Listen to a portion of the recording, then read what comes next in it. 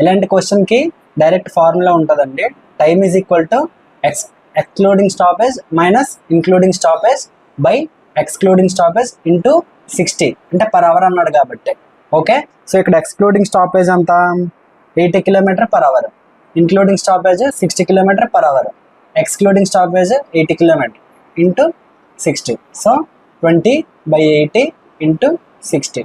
21 జా 24 జా 41 జా 415 జా.